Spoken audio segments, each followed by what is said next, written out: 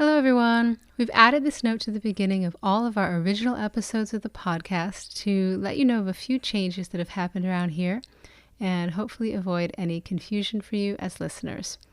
When we began this podcast, it was called Starseed Survival Guide, and most people called me, your host, by my birth name, Erin. Throughout the first 22 episodes, you'll hear me introduce myself as Erin, hear others refer to me as Erin, and hear many references to the name of the show being Starseed Survival Guide.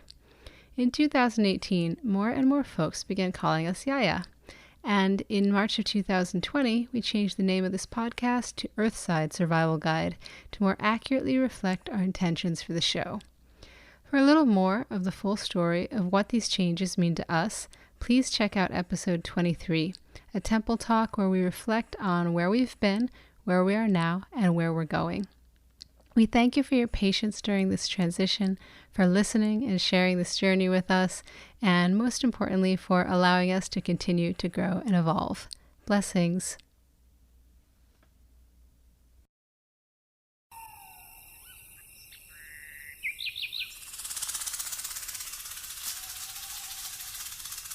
And as I call in the east, I walk into the stream. And as I call in the south, I bring water to my mouth. And as I call in the west, the creek swallows my chest. And as I call in the north, I am swallowed by her soul.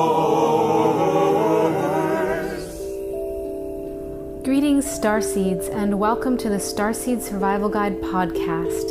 I'll be your host, Erin Rivera Merriman, and I'm honored to facilitate a place for us to virtually gather to be seeded, activated, and germinated by the infinite well of galactic and terrestrial wisdom that is available to all in every moment. Thank you for hearing the call, for remembering that there is so very much more to life, and showing up to explore the secret, esoteric, mystical, and unorthodox pathways to liberation that are and forever will be open to you and all who seek them with sincerity. We welcome and hail to the guardians and the gatekeepers who dwell eternally in the liminal realms. We humbly beseech your assistance today in opening these portals between the dimensions so that those who have tuned in with this transmission may find themselves able to listen from a deeper place and receive the hybrid medicine and restructuring that the helper spirits who called this broadcast into being so generously provide.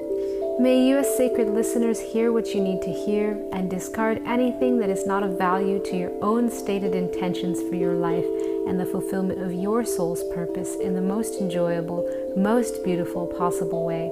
Starseed Survival Guide is a listener-supported program, and we hope that if you find value in the experience we share here today, that you might consider offering support by visiting us online at www.activeculturefamily.com and making a purchase or donation. Many blessings to you on your journey, and we hope you enjoy the show. Hi folks, it's me, Erin, and I'm here today with mother, writer, teacher, and herbalist Amber Magnolia Hill. Through her business, Aquarian Dawn, Amber shares the fruits of her continued exploration of ancestry, psychedelic healing, float tanks, home funerals, empowered menstruation, sex, childbirth, and more. Welcome, Amber. I'm so happy to get to speak with you today. Hi, Erin. I'm glad to be with you too.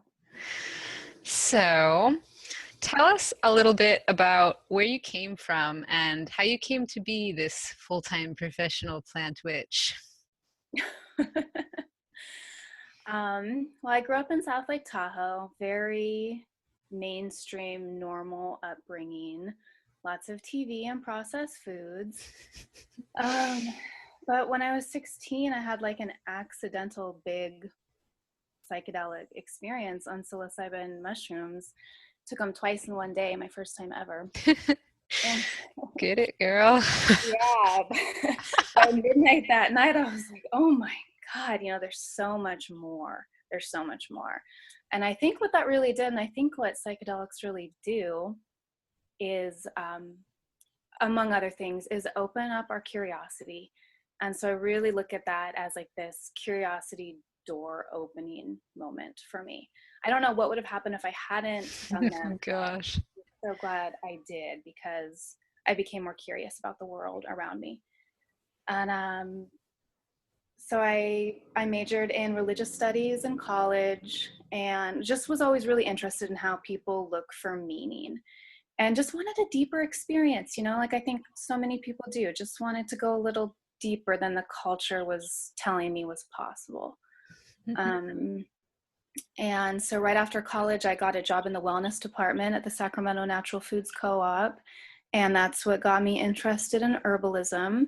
Very slowly started learning through that job, and then got pregnant, had a baby. And when she was little, I started 2 simultaneous herbal apprenticeships with Cami McBride and Kathy Cavill. This was in 2007. And that was the beginning. It's been a really slow unfolding through herbalism too. There was a lot of years where I was just struggling to survive, especially after becoming a single mom when my daughter was 5, when herbalism really took a back seat. But it's just come back full force in the last couple of years. Awesome. I think that's something I appreciate about your flavor, is that there's this driving, pushing thing that I think a lot of us pick up somewhere along the line that just feels notably absent from how you do what you do, where you're just kind of like, here I am. It's a cell phone picture of me with a giant beach bag, and I like herbs. Like, that's enough to just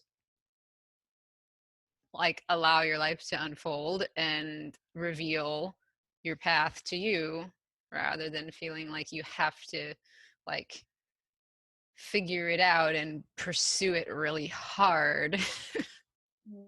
Mm-hmm. That's hard to do. I do that too sometimes. Yeah, well, I think we all do, but yeah, that in there also is some sense of like just natural unfolding that I feel and I appreciate. Also kind of like you're just questioning, oh, I wonder what would happen if I hadn't had that experience. I had this picture of a movie, how things have unfolded in that other dimension where you didn't have access to psilocybin mushrooms as a teenager. So maybe it would be a horror movie. I don't know. It'd probably be pretty sad. Or just like really dull. So in my last question, I labeled you. I called you a witch. So I wonder, is this a word you actually use to apply to yourself? If so, why? And if not, what are some of the words that you do like to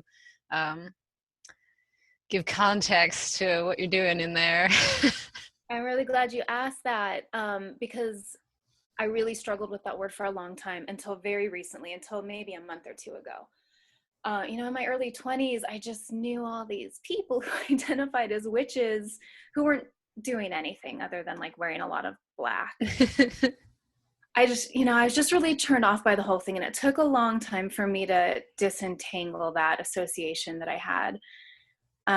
But what really changed it for me was reading Max Dashu's book, Witches and Pagans, Women in European Folk Religion, and just really taking it in and really seeing and claiming how long, like forever, women have been herbalists and healers and birth tenders.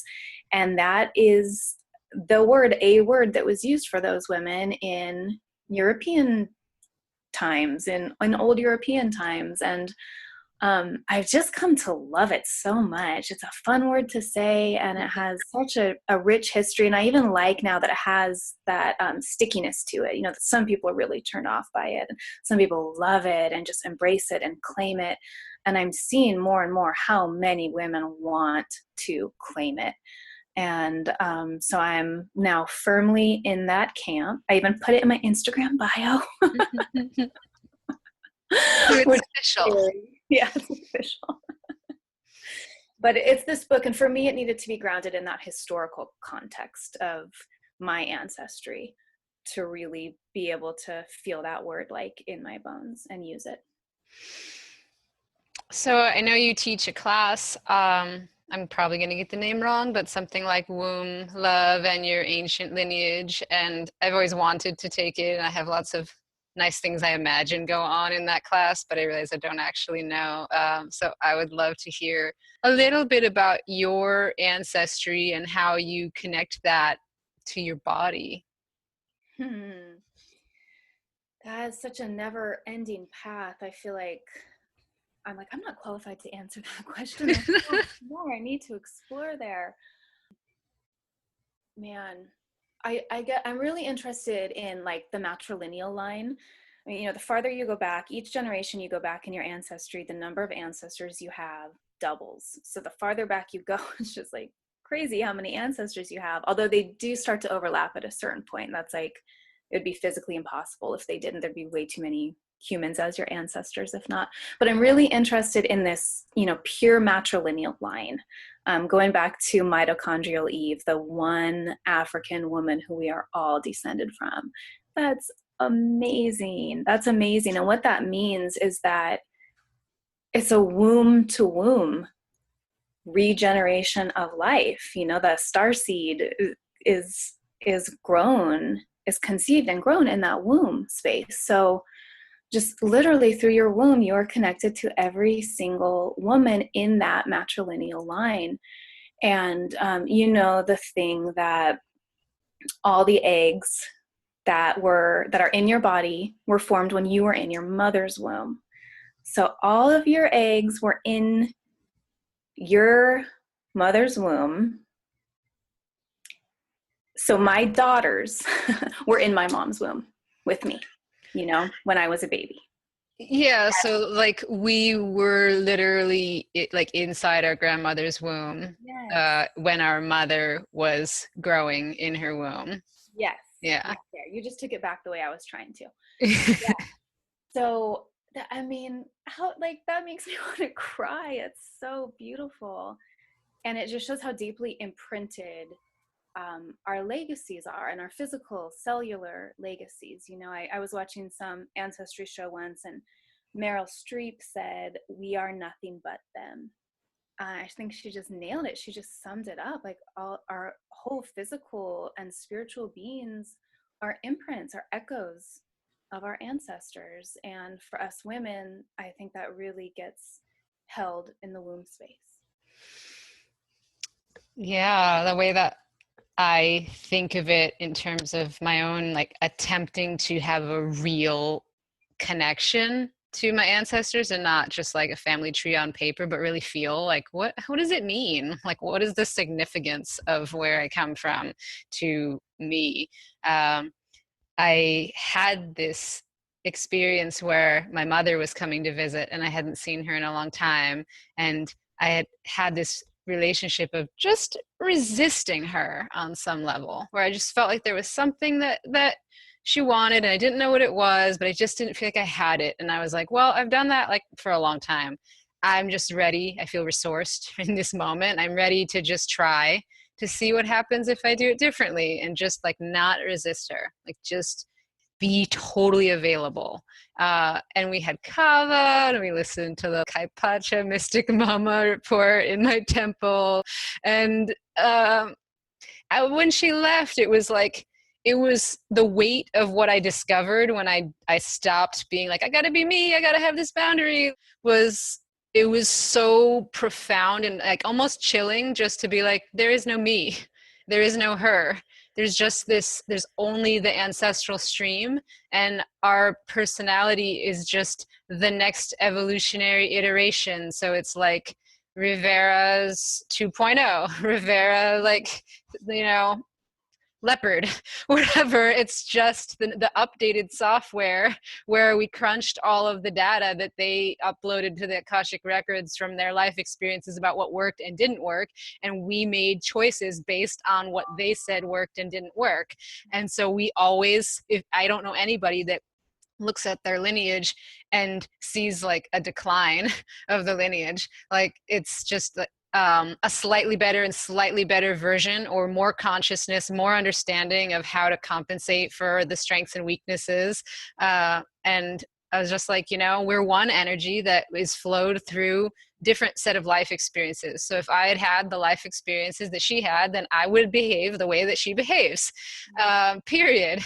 And I could see that it was all happening in one time, in the sense of like, there's actually not like I'm the next. It's just this simultaneous flowing of the same energy through different sets of experiences. Yeah. And yeah, I had a kind of similar realization just this week where, my mom died in a car accident about 1.5 years ago, and we were extremely close, and, it's just been so hard. And then I got pregnant 3 weeks later, and so now I have 2 daughters, 10 years apart, and I've just been feeling this last week, like, I am my mom now. I stepped in to her space in some way. She mothered 2 daughters. I'm mothering 2 daughters. She's not here anymore. And so like I am embodying what she was now. It's amazing that you can articulate that, because I've observed that in a number of people in my life. I lost my father, my partner lost his father. And in both of those cases, I watched the children absorb different parts of that person, and then just start spontaneously doing things that they did, saying things that they did, like valuing certain pursuits, really changing their life around it. And, it was a little scary to me seeing it happen, because with my own father, there's a lot of addiction. And so I saw like members of the family start drinking more, and so it was like they absorbed the health and what was not yet resolved, which is always one of the things that motivates me to quote, like, do the work when I feel like it's hard to face myself or be humble or those kind of things. I'm always like, well, anything that I don't do, then my son has to do. So I got to get going. But so true with addiction too. My dad is a severe alcoholic, and it's just so generational. And I see, I'm like, you're just taking it on. You are taking on all this ancestral heaviness. And he doesn't even know it, but he just can't work through it at this point. But yeah. Well, like some of what I understand from body work training and energy work training, and that I just perceive in my way of perceiving reality, is this truth that women store a lot of unprocessed, unconscious material, and especially emotions, in their womb space. So I think there probably is a physical component of that, where we grow pickled in the chemicals of our parents. And so certain neural pathways maybe start getting formed, and identifications with, oh, this feeling is more me than other feelings. Grief is more me than happiness. Yeah. Epigenetics, right? Certain genes getting turned on or off based on those experiences through life, but in the womb as well. I was hoping, I meant to get into that earlier too with that question, that there's just so much healing that needs to happen in women's wombs, like all of us, even if you don't have explicit sexual trauma, like you have the trauma of living in a patriarchy, you have taken on the shame of having a period, the fear of being like an attractive female, like there's so much that we carry, and that is where women tend to store. We just stuff it in there because it's like this deep dark cavern that we can squirrel things away in. So, yeah, I like to say, like, they don't call it a box for nothing. It's a convenient place where you can put stuff, and it's so deep that you can put stuff in there and then like not have it resurface for a long time. So if you did want to hide something from your consciousness, that would be a handy spot. A place for it. And then, a lot of us have really hard periods or fibroids, or all manner of women's issues that come up, so if you do a yoni steam or get pelvic work, which I've just started getting, like, it's just amazing what immediately starts to come up and get released. It's like a fast track to healing. Yeah, I would even say like the lightning path, because I do that work with women, and it doesn't even have to be hands-on. just the intention, like, okay, we're going to use sound to clear your womb, or we're going to do a steam or use a yoni egg or some kind of masturbation, self-love, meditation practice. It's the massive things that can come up that people like didn't even know were in there, like right away, is always humbling to me, because I'm just like, yeah, let's clear our wombs, it's great, that's all great. And then it's always like, oh my gosh, like this is really sensitive work that you need to be ready for and have support for. If you ask for to be cleared, hidden memories, trauma that you had no idea happened, and maybe like on some level thought you could be content to never know about, and now I always think you know better out than in, but yeah.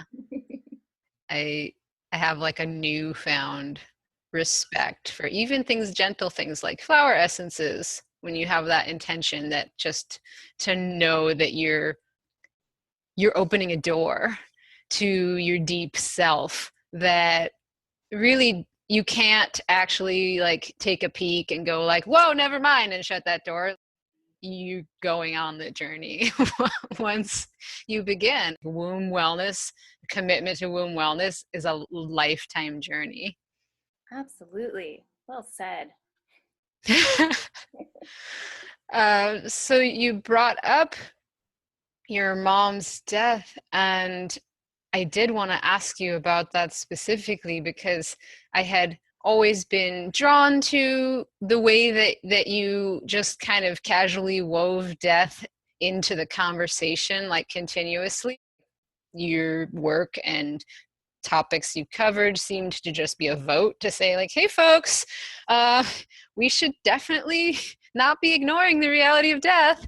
And yeah, I appreciated that. And then I remember the moment where I opened up my Instagram and saw your first posting about the car accident that took your mother's life, and just feeling so angry at Goddess, just being like, no, Amber's doing all this good work, being conscious of this. Why do you have to shove it in her face so intimately? I know that's part of the deal, is like death comes to everyone regardless. But I was curious just to hear whatever you might want to share about how your ideas about death have shifted or changed, like how they were, like what your orientation toward death was before losing your mother suddenly, and like what you would say about your relationship to death now.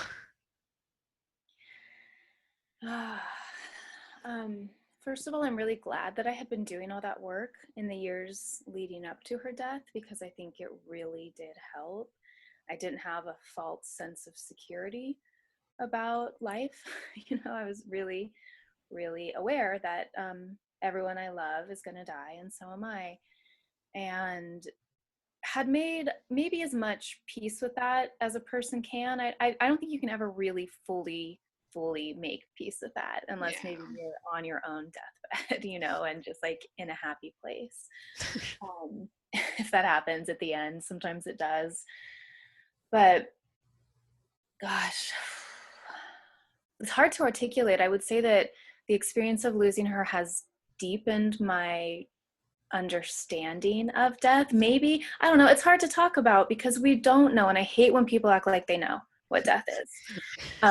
All we can talk about is how it feels for us on this side. And for me, it's, I don't know, changed my relationship with my mom, of course. I love the idea that after someone passes, you still have a relationship with them. It takes on new form, and it continues to evolve like it did when they were still here. So that's been a big learning experience for me. And I love the feeling of having like someone on my side, on the other side. I like to believe that that's what's happening. What it really has done, like in the practical here and now, is change the way I look at grieving people. We suck at dealing with grieving people in this culture. We say all the wrong things to them. We have horrible expectations for what they should be feeling and what timeline they should be on. I mean, people have just said the most offensive things to me. And give me an example. Okay. Uh, so I had all these orders come in. I did a big sale the day she died. And she died that evening. I didn't know about it until the next morning. So orders came in. And I went up to Tahoe, which is where I was born and raised, that day to be with my sister and all of the family members. And then the next day, like 2 days after she died, I was like, I'm going to email everyone and let them know that it's going to be late, because I still have this very practical, like considerate side to me, even in the depths of grief. I'm like, these people need to know why their package is going to be weeks late. So I wrote this one woman, and she wrote me back being like, oh, you know, your mom's soul is lost and confused because she died suddenly in a car accident. So she's just like wandering the inner realms, you know, and you have to do like this ceremony and then this ritual and then that ritual. And she was like pulling from all these different traditions, you know, just kind of a hodgepodge new age thing.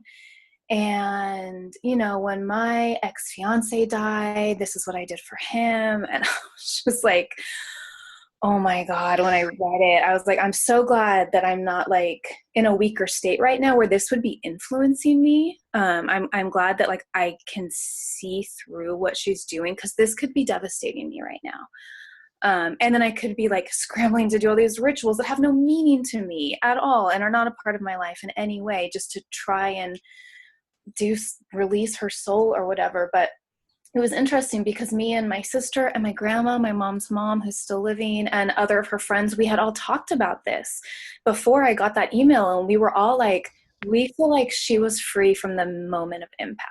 You know, we don't feel any of that heaviness that sometimes you do feel when someone dies, like a weightedness. We don't feel that. We feel a lightness and a joy and a freedom, because that's how she was in real life. Like she was so happy and accepting in real life. And it feels like that's what happened the moment of her death too. And so I took a couple weeks because I didn't want to like be a total bitch in my response to this woman. And I wrote her back and I was like, hey, I understand where you're coming from, but like, that was so not cool. And you could have really fucked with my head if I had like bought in to what you were telling me. And she wrote back and was like, thank you. I get it. I totally see what you're saying. And I'm really sorry. And she even emailed me like a year later just to be like, hey, thanks again for like teaching me that and saying what you said. Yeah. Truth speaking is medicine. Mm-hmm. And that's just one example. You know, people say all sorts of stupid shit that we all believe, like everything happens for a reason and things like that like they devastate the person you're saying it to.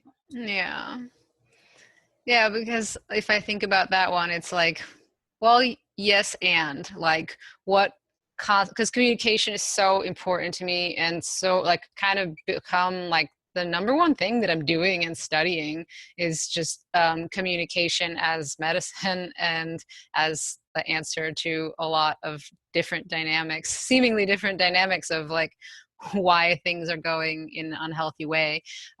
It's just like that we are not we're not like at all respectful and reverent to the power of words and the power of our words on other people. And that English language is an extremely like violent and destructive language. And so if you don't take it upon yourself to learn like different ways to communicate, then you are just kind of walking around like with your big sword and no training, going, oops, sorry. And so I have definitely collaged together a lot of different traditions or schools of thought on what constitutes right speech. But that's a question I ask myself a lot, like what constitutes right speech? And I love, like, I think it's maybe like Theravadan Buddhism that taught me, you have to ask yourself, is it true? Is it useful? Is it timely? So it can be true, but not at all useful, and it's still not right speech. Or it can be true and useful, but not timely, and it's still not right speech. So saying everything happens for a reason as a general statement is like, yeah, that's helpful. Shift to the big picture. But at the wrong time, it's basically just inviting somebody to override or subvert their emotional process to an intellectual process, saying like, hurry up and get out of your emotions and your body and immediacy and into a rational state of mind so that I can be more comfortable. Mm-hmm. And that's what it is. It's for the other people, they want to be more comfortable. It's really hard to witness that kind of grief close up. So the thing to do, I've learned, because I've also read a lot of other grieving people's experiences and what they're doing, and refugeingrief.com is the best website for anyone going through this, is, you know, not to say all those tired old aphorisms and proverbs and things, and definitely not to project your own beliefs onto the person unless you know they share your belief. You know, don't do that. But just to be there. Just all you have to do is be there and say, I'm so sorry. I wish I could make it better for you. I don't know what else to say and I don't know what else to do, but I'm here. Mm-hmm.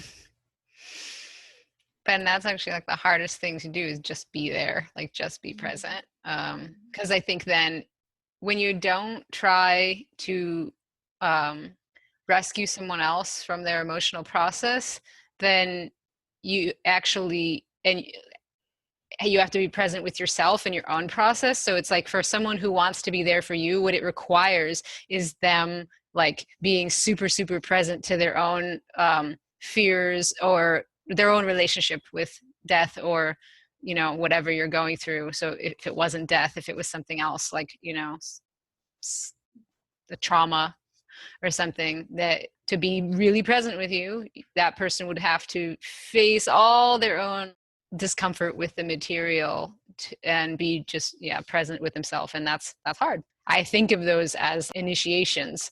Those are experiences that actually we're learning directly from life, and like in a really like physical way.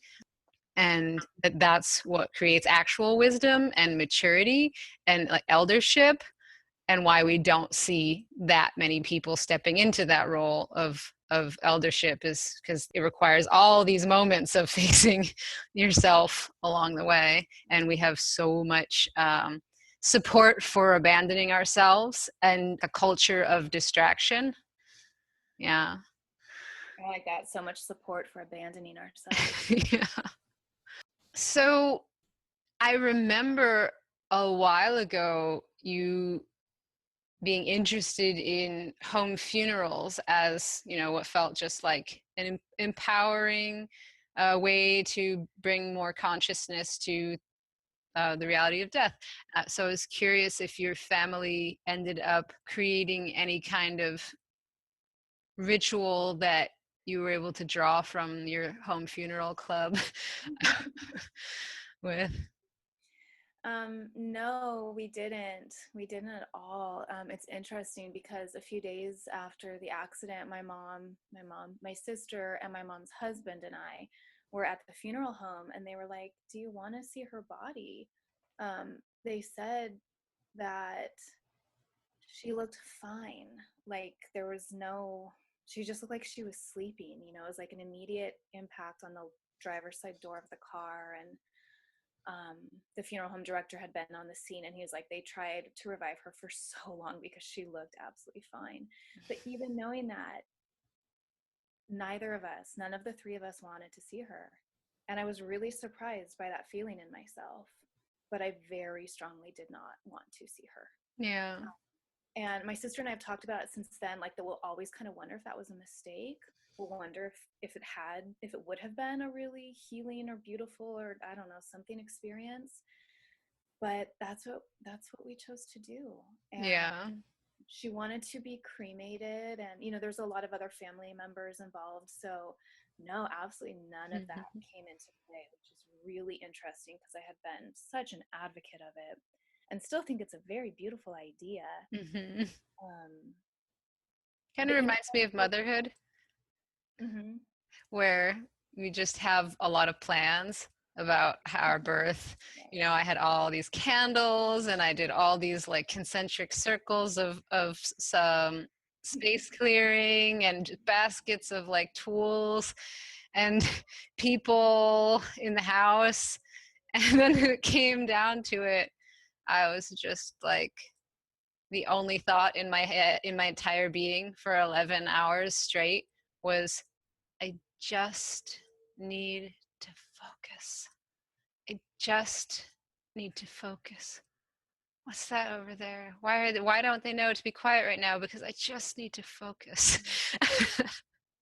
So I think it's, I don't know, it's just interesting how maybe a lot of those ideas are just like to mentally prepare us to have less like fear approaching those major in and out points of life, and just give our mind something to do. Right, and I was gonna say, like, when you're in grief that deep, your mind is not functioning properly. I can't imagine that I would have been able to pull a home funeral together in that space. Yeah. Maybe that's part of it too, is like, that's why we need professionals. And you know, in my own language, I'm like, that's why we need priestesses, because birth and death and these other things, we get taken on a, you know, a psychedelic journey. We get chemically taken, and it goes down however it goes down. And so even if I think there's some statistic around midwives being like the worst laborers, or having the highest statistic of medical interventions or whatever, because you know, it doesn't matter how much of an expert you are on something when it's your turn to be the star of the transitional life event. There still needs to be some, like, I think of a priestess as a lifeguard on duty. And so it's like, there still needs to be a lifeguard on duty if you're gonna go get in the pool, like really get in the pool. Yeah, and that's why you really embody that word, Erin. I know I've ranted about this before, but I just see so many like 19-year-olds calling themselves a priestess on Instagram, and it feels so ungrounded and weird to me. But like, you really are, and that viewing it as lifeguard on duty is a key component of why it's like so real in you. Well, I'll admit that your rants have stimulated some like writing of my own, to be like, what is the nature of this word? Why does it trigger people? And maybe I'll follow this up with reading that piece of writing. But basically, I have like two different definitions of priestess, and the most, you know, timeless, the one that crosses all time and tradition, is you belong to goddess, and that's your purpose, and everything you do is because you feel that you received specific instructions from spirit to do that, and that would be of service to spirit and what she wants, not, you know, her will, not mine. And of course, that's how that is determined, is a long story, but that's one definition. And then the other one that I feel like is maybe for the younger folks that haven't really they haven't really like stepped into their own vocabulary or understanding of why they do what they do or how they do what they do, is just that there are certain things that you feel compelled to do for the benefit of all beings, that if you don't do them, your body gets really sick.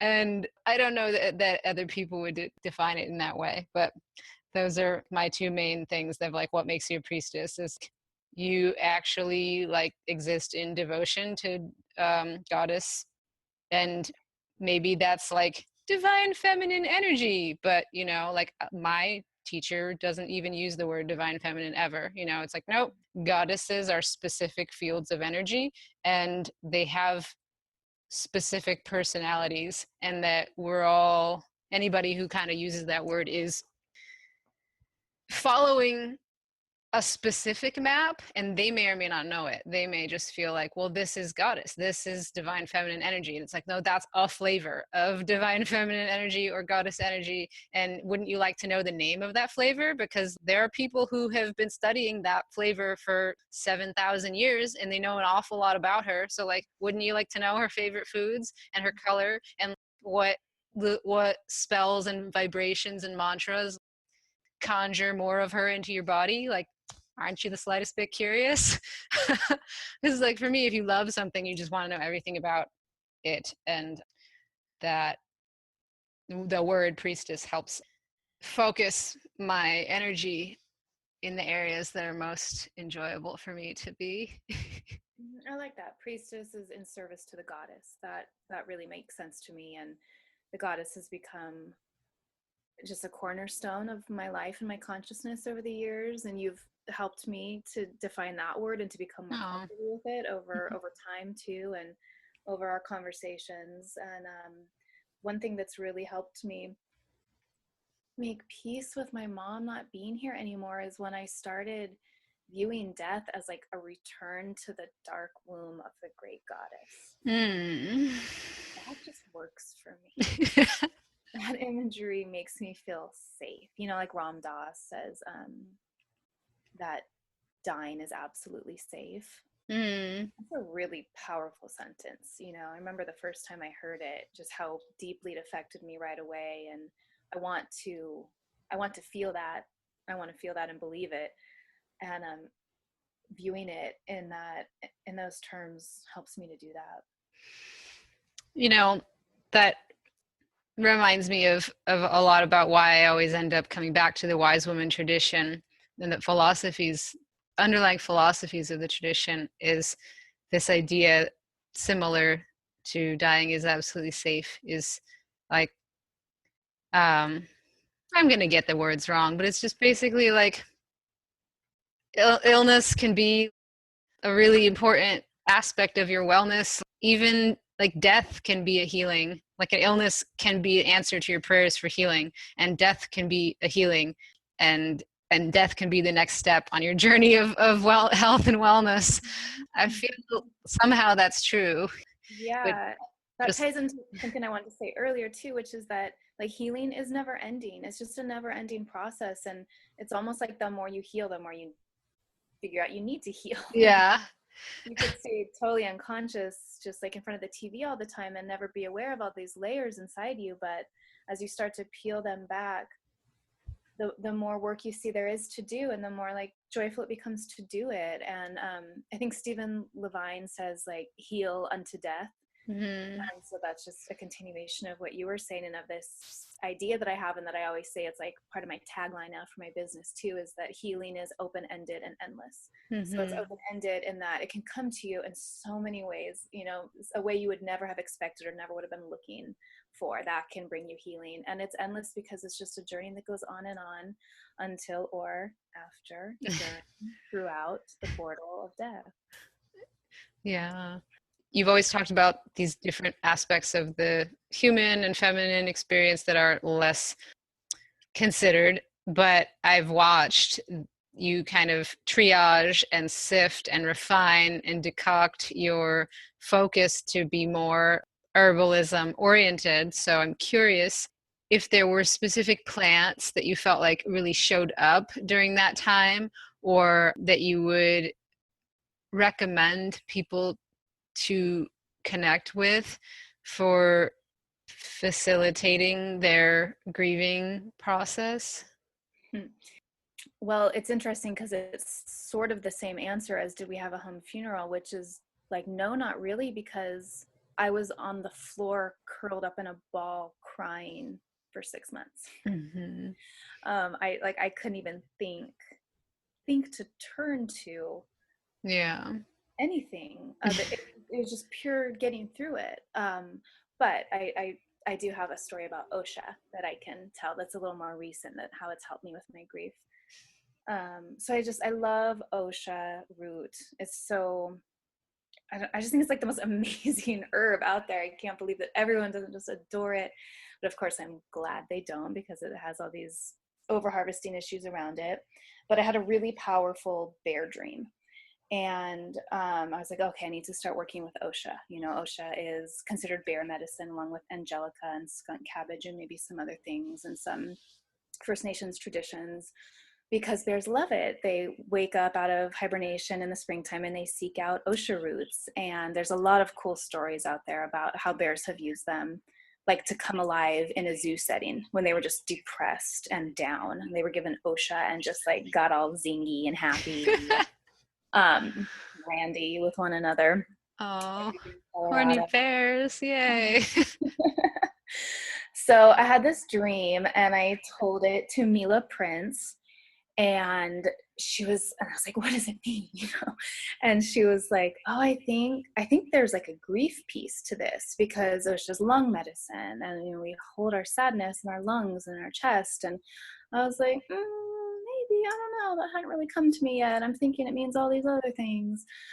And then a few days later, I was driving in the car, and so I started carrying an OSHA root in a bundle around my neck. And I put a little piece of it into my mouth, which is how I'd been using it, and just got hit with the biggest fucking wave of grief that I had been hit with in like almost a year, and started sobbing so hard. I had to pull over, and I was just talking to my mom, like bubbling to my mom, and said all these things that had been inside, and really worked through a big thing in that moment. And so that's one place that people can turn to in herbalism to help with grief is lung medicines. I think we often talk about heart medicines. Like rose and hawthorn and mimosa are often put in grief or heart blends. But that experience really taught me, if you want to like move through it, and kind of bust it out, that lung medicines can be helpful too. Yeah, that resonates with me. Thank you. Yeah, and Nervines, you remember when you saw me sobbing at Spirit Weavers? Yeah.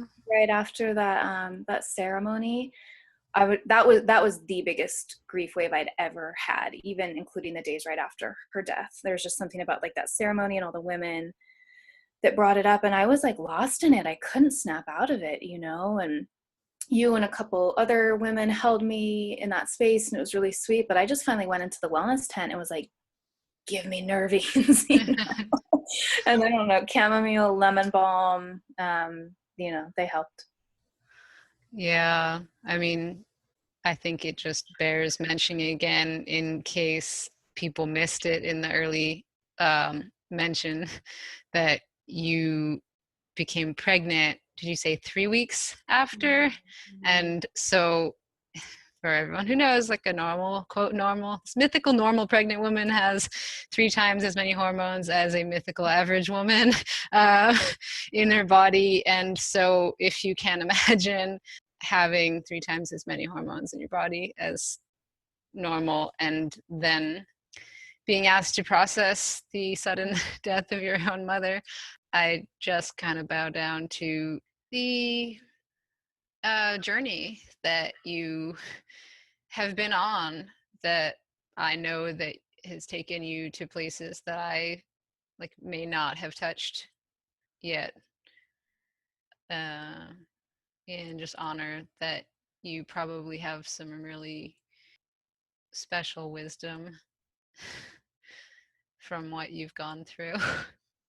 I think it's still composting. Yeah. Guide me, but yeah. Well, thanks for just speaking about these things. I really appreciate your willingness. Mm-hmm. So thinking of this time of like grieving or pregnancy as both these like journeys to the other worlds or the other realms, whether you're walking a soul to the other side in some way on some level, or going in and getting someone and bringing them in. I know we both share a love of the Sumerian myth of Innana's descent into the underworld. And so I wanted to ask you just to speak to like, why do you love that myth? What is most alive about it to you? How did it inspire your breast massage oil, which is called something like Queen of Heaven and Earth or something that points to Innana? That was Innana's old name, yeah. Well, I think one thing that you and I share in common is that we want to go deep. We always want to like unpeel the next layer and keep going deeper and deeper. And that's exactly what the descent of Innana is all about. So it was I always resonated with it when I heard about it here and there, maybe through my religious studies courses. I'm not really sure when that myth first came to me, but I always thought it was pretty cool. And then this winter, it's like the year anniversary of my mom's death, and I had a very young baby, and it's really hard to have a baby. For anyone who doesn't know, it's another dismantling of yourself. You're just being like disassembled piece by piece, and your identity really kind of falls apart, and you're so tired. And I just felt like I was at the bottom of a dark well trying to process the grief and take care of my baby in like the depths of winter.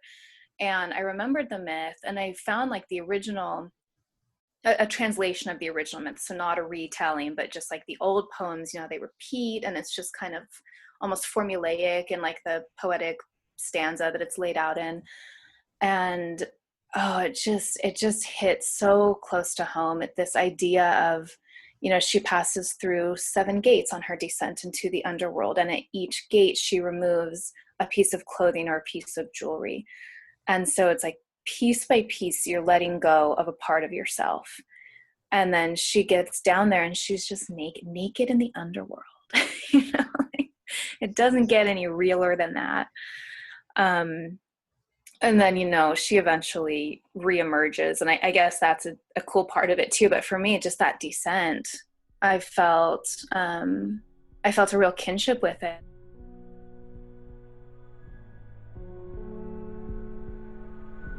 Innana,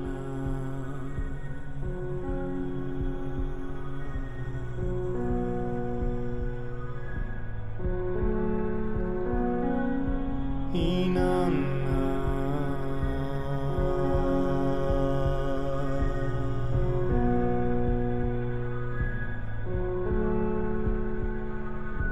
Innana, Innana. Intoxicado con tu cuerpo,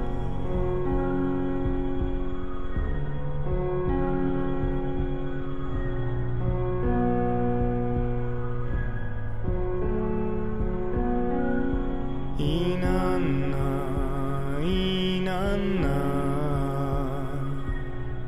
intoxicado con tu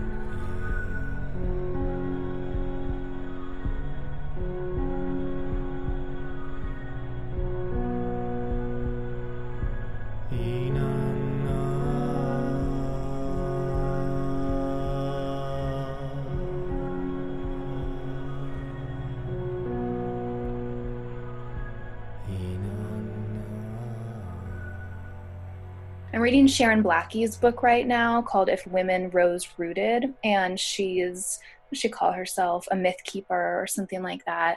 And she says, like when you find your myth or your story, and there's not just one, there'll be many different ones at different times in your life, like you just know it just hits you so deeply, and it has a lot of healing to offer you. And that's why my product line is called Mythic Medicinals, and that's why I'm always writing about myth and story, and so drawn to it is because there's just as much healing in the stories that resonate with our souls and the things that they can teach us about our own lives and where to go next, as there is in these little bottles of herbal medicine or whatever other healing path one is on.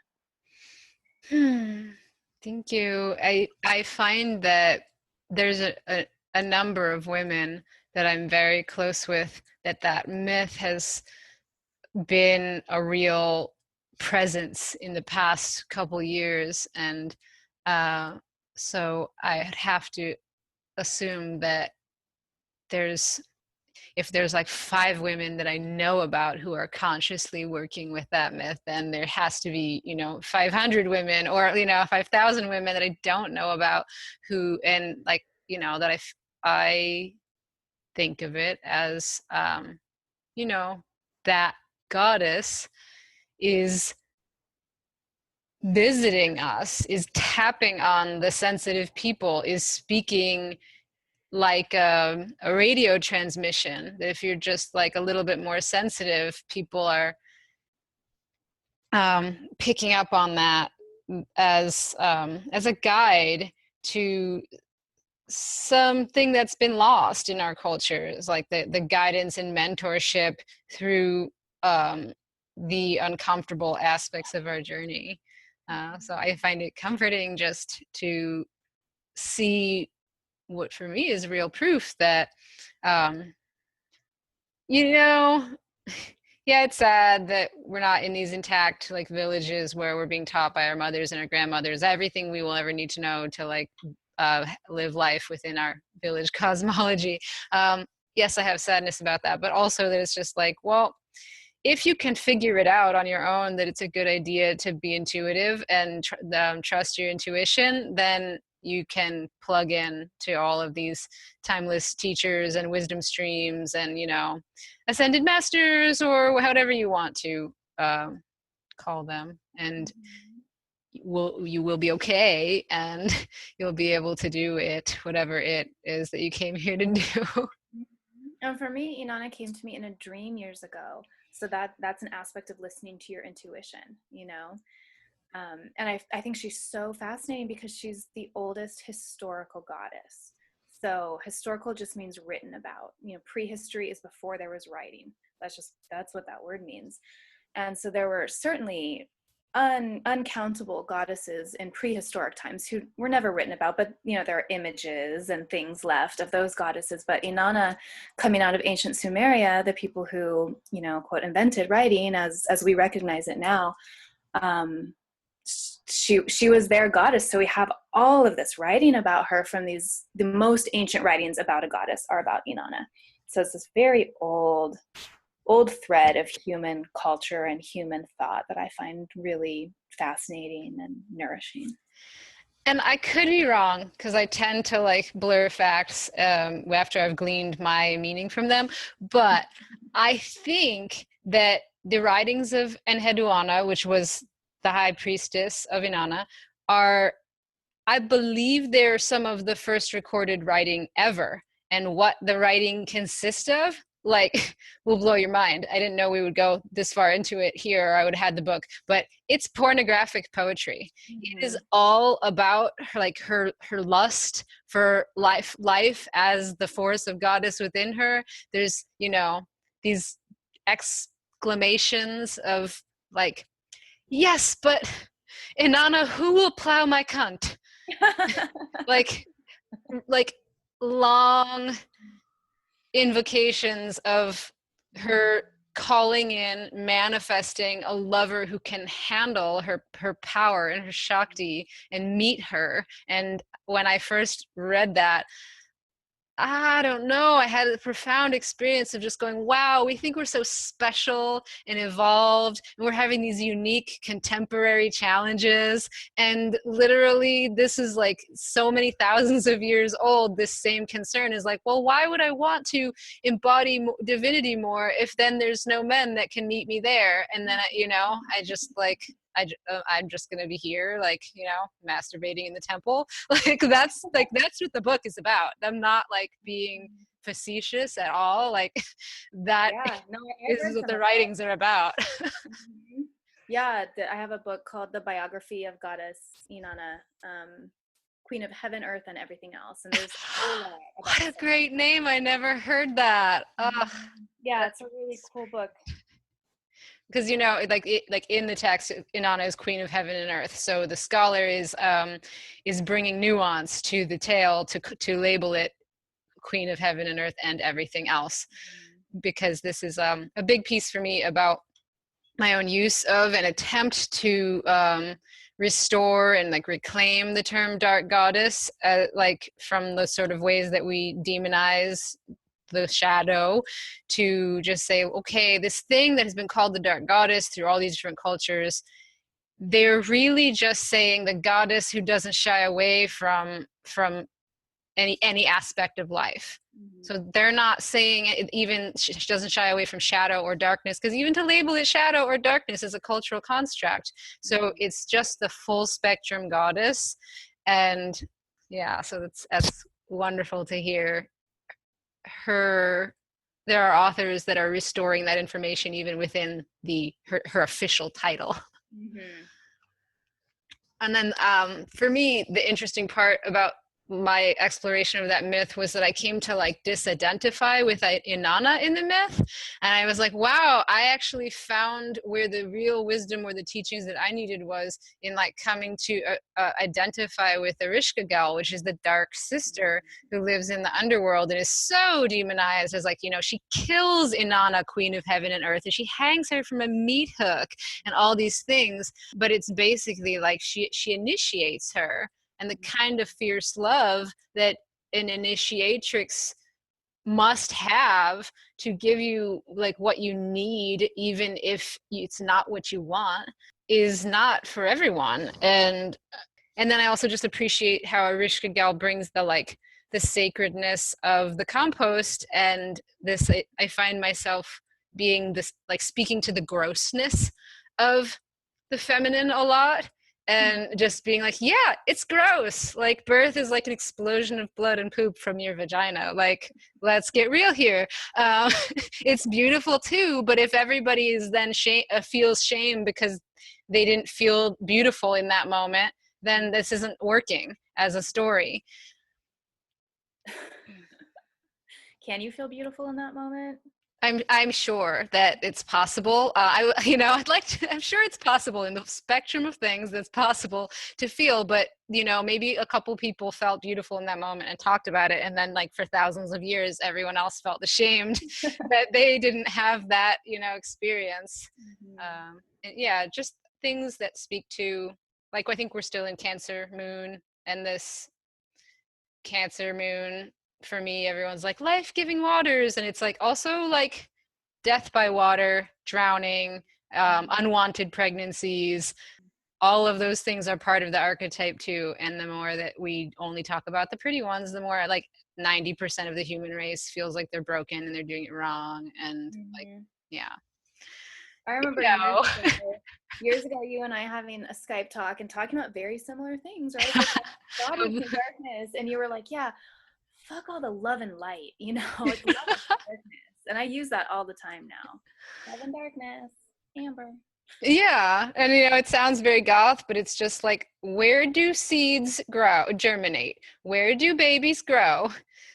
Where do we regenerate our muscles and tissues after a long day of doing stuff in the light? Is in the darkness. So this like healing comes from the fertile darkness, and regeneration is in the domain of darkness. And so that's what I'm most interested in right now, is what I consider this point where like the compost first gets tapped by some root, and it first becomes like raw materials again, and first gets sourced to make new life. That point on the spectrum or in the cycle of life and death, that's what I consider like the regenerative space. And so all women who work in the domains of like birth, sex, and death merge together in like a vibration at a certain point as regeneratrixes. And so that's my new word for like, I'm not doing like shamanic healings, it's regeneration. So this journey of embodying the full spectrum goddess, I see this as a journey of self-acceptance and ultimately self-love and unconditional love for all aspects of our experience. And so I see your role and the role of a lot of women right now as making this space for women to consider aspects of themselves that have been repressed as potentially sacred. Or at the very least, okay. You're okay. You know what? You're okay. And that feeling grief and feeling sadness and feeling like our exquisite vulnerability, those have sort of begun to be spoken about. What I see not getting treatment, but definitely part of that same shadow box or shadow bundle, is women's anger. And I've noticed that all of the herbalists that I know have a very like creative and unique relationship to their anger. So I'm wondering if you would be willing to speak about yours and what you do when you're angry, what you feel the purpose of anger is, if you feel like there's any plants that offer a re-education for women around healthy relationship to anger. Hmm. I have so much work to do here. Um, I still feel like really surprised every time I feel anger. I just, I guess I didn't feel it for a long time growing up. Like, it was pretty peaceful in my family. It wasn't modeled by my parents. I never saw them fighting. I'm like pretty easygoing in general. So anger has gotten brought up for me over the last 10 years in relationships with men. And it's gotten pretty like out of control sometimes between both of us, you know, like things I never thought I would be a part of. Things that I just thought happened like to other people in other people's lives. And I know very well from having so many mom friends that like having a baby really, really triggers couples to fight. Like you would never fight otherwise, and like you've never fought before, and everyone's just so super stressed out. And there's not enough resources for either parent. And shit, Erin, I really have a lot of work to do there, because just a little thing will come up and just trigger me, and I will just be like awful, you know? And afterwards I'm like, I need to reel that in. What is that? And then when I'm in that space, like I believe it so strongly, you know, that like I am justified in this anger. Like I'm like so self-righteous about what I'm feeling. And I really want to figure out a way to break that loop and to get myself out of it while I'm in it. And I don't know how to do that. I haven't even really thought about like turning to an herbal ally in that situation either, but yeah, it's something I need to work on. Do you have something to say? Well, I've definitely thought a lot about it, because my mother and I were very like deeply pacifist, like passionately pacifist people who were just like, we're going to hold space, we're going to listen, we're really nonviolent people. But then like my sister and my dad were very aggressive, and I have surrounded myself with very aggressive people in my life. And I've had to really look at that choice. Why do I choose to have the people that are in my inner circle be people who are like very verbally vigorous at best, and can employ violent language, and feel justified in using violent language when they're angry? Yeah, so basically like surround myself with like a low degree of verbal abuse.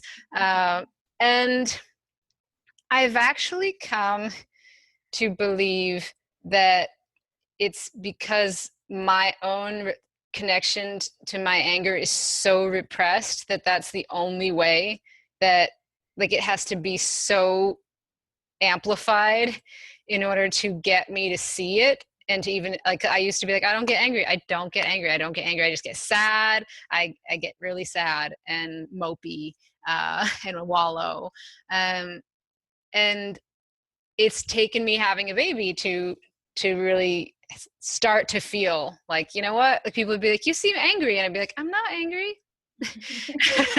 Like having a baby now, I'm like, oh yeah, you know what, I am angry. I wasn't calling it angry, I was just calling it like irritated. Like I'm just endlessly irritated with things and people, and it does feel very, it's like a hypercritical monologue that can happen. And I do have a belief of what anger is for, and I believe it's meant to show us. It's like an electrical fence where like we didn't know where there was a boundary, and we're just skipping along, and then all of a sudden like, we have a boundary there. But that we're meant to actually, if you yell at someone, you're just transferring the energy of your like discomfort to another person who is then now very uncomfortable. But if you don't do violence from your anger, then you actually have to feel the full impact of that explosion inside yourself, and usually face like, wow, what's going on? Why did that trigger me so much? Why didn't I say something sooner? Oh, I don't know where my boundaries are. I don't have the skill to communicate my own boundaries and keep myself safe. Okay, there's a journey that I'm being invited into here to acquire the skill set to move safely through the world. But that, like, yeah, just requires, again, that being present with it, something very, very uncomfortable and volatile. So it's basically just saying like, oh yeah, like set a match inside your body. So like set fire to your body and then just like sit with it, and you will grow and gain emotional mastery and become a role model for other people on their journey of gaining emotional mastery.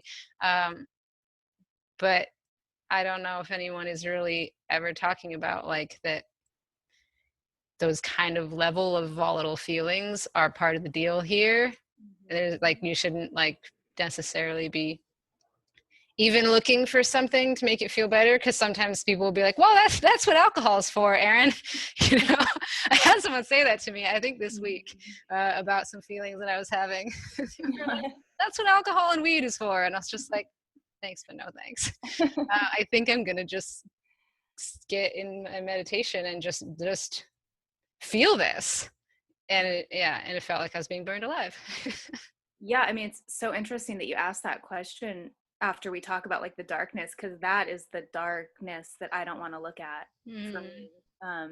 That's just something that I don't like talk about with anyone, I'm realizing after having you ask that, or share with anyone, because it's hard and it's scary and it's shameful. Yeah, for me it's health things, that like the idea of standing in front of a group of people and teaching about anything when like I have physical illness, it feels like, well, nobody would want to listen to anything I have to say if I'm not like perfectly healthy all the time. And so just like starting to make my teachings about like embracing of illness. And just, you know, it was really actually rather fun to stand up at Spirit Weavers when everyone's announcing their classes and be like, oh, hey folks, this isn't on the menu, but I'm going to just be teaching a spontaneous class on working with bacterial vaginosis as an ally. And it was fun to just say bacterial vaginosis out loud, like really loud into a microphone to like 600 people that were like, wait, what? Just because there's such a strong program that says like, well, we can be transparent and open about everything but that. If you tell them that, then they won't love you. Right. And like, lo and behold, they love you more, right? I mean, we've talked about this with vulnerability before. Like, that's part of your healing story. I trust you more knowing that that's your story. I trust you more as a healer knowing that you deal with bacterial vaginosis. Well, you know, like I'm so grateful we found each other in this strange world where that's not always the norm, but you know, may it become the norm that women, at the very least, may all women become a sanctuary for other women to be real about their experience of being a woman. And, you know, if we can manage that in my lifetime, then I'll worry about the other forms of embodiment, and that all beings eventually can make space for all beings. But yeah, I'm definitely most passionate about sanctuaries for women at this time. I think what I want, what I desire, is that energy, like that people are like, wow, like I have so many priestess, sister, space holders that I work with that I just see people being like, wow, she's so magical. She's so beautiful and magical and powerful. They say these things, and then, you know, they get closer to that energy and kind of start judging and shunning and othering and going, oh, like, never mind. And I'm just like, no, you don't get to pick and choose. Like, where do you think all that medicine comes from? It comes from their proximity to the real forces of life and death, and so you can't praise the medicine and then judge and other and shame the process by which that medicine is made. Like I want to see people being honored and supported in all aspects of like what it means to really embody goddess. Yeah. Mm-hmm. And I think you do too, and I think you're doing a really good job of making spaces that are accepting of that energy and making medicines to support those kinds of women and those kinds of processes. And so I just really honor you and how you do what you do. Thank you so much. Thank you, Erin. You've been an important companion and wayfinder. Thanks, Amber. So if any of you listening are interested in connecting more with Amber, which I encourage you to do, you can visit her website www.aquariandawn.com, where you can learn all about herbal body oiling, read more of Amber's writing, and find her inspired handmade herbal products. Again, just a formal thank you to you, Amber, and all the benevolent beings in all the realms who've gathered here today to inspire and direct the flow of this ritual conversation. We dedicate any merits accumulated through this work to the benefit of all sentient beings. May all beings be healthy. May all beings be well. May all beings know joy and not suffer. Jai Ma, Amen, Namaste, blessed be, Aho, why not? May it be finished in beauty.